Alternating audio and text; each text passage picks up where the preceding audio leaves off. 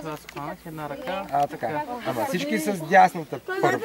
Ами то е слабата. Що шляпата е точно? Добре, сега подайте левите си ръце и с левите ръце хванете ръка, обаче тя да не е ръката на другарчето, което държите с дясната ръка. Да не държите само едно и друго. Може да прескачаме. Чакай, сега малко ще обясна. Тоест аз с едната ръка държа Белова, с другата държа Велко. Държа Габи и Георги. Тук така Белова ти държиш мен и кой? Сега, Добре. за да се установи Как казвам? Мечик. дали вие сте един завършен кръг, един от вас, Митака примерно, трябва да пусне ток. Ще го пусна от лявата ръка. Ако Става дума токът мине през всички и се върне при него, значи сте кръг.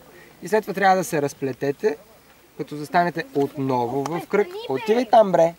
Сега ще дойда да го обясня това. Като сте отново в кръг, няма значение дали сте с лице или с гръб. Може един да е с лице, друг да е с гръб. не ми коти глава.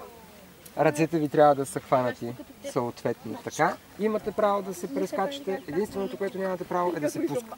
Правите каквото искате, без да се пускате. Тока, за да се видим дали сме кръгче, който трябва да се разплете. Точно така. Сега как пускам тока? Става дума с стискане.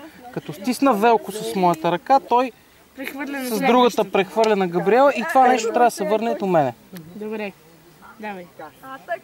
Хванете някой, Добре. Да, стигнахме. Стигнахме и имаме ток по веригата. Сега, идеята ни, мили мои, е да се разплетем. Както вече разбрахте, нямаме право да се пускаме. Можем да се въртиме, можем да се прескачаме. За разлика от предната игра, в която нямахме право да го правим, тук можем. Обаче, трябва да правим. Това е многоточие и вие трябва да продължите от тук нататък. Сведете си ръката и така и да мине през неговата глава. Ама къде се заплете? Ако токът се върне до този, който се пуснал от самото начало ток, значи е минал през всички. Това значи, че вие сте един кръг. Можем да се въртим, можем да се прескачаме и както чухте, няма никакво значение дали сме с лице един към друг или с гръб.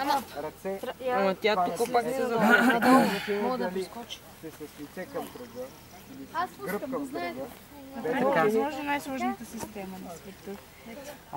Сега Крис е вързана, тотално вързана. Да, това ми е мисълта. Имайте предвид, че може да се заплетем още повече. Така че мислете. Иначе можем да почнем от начало. Айде. Не се върши от начало. Ние в момента Крис се заплете, няма как да я отвършим. Светина, където си стигнал? Давай, хайде. Или я се наведете, Габи ще го... Ти прескочи. Ти прескочи от тук пак.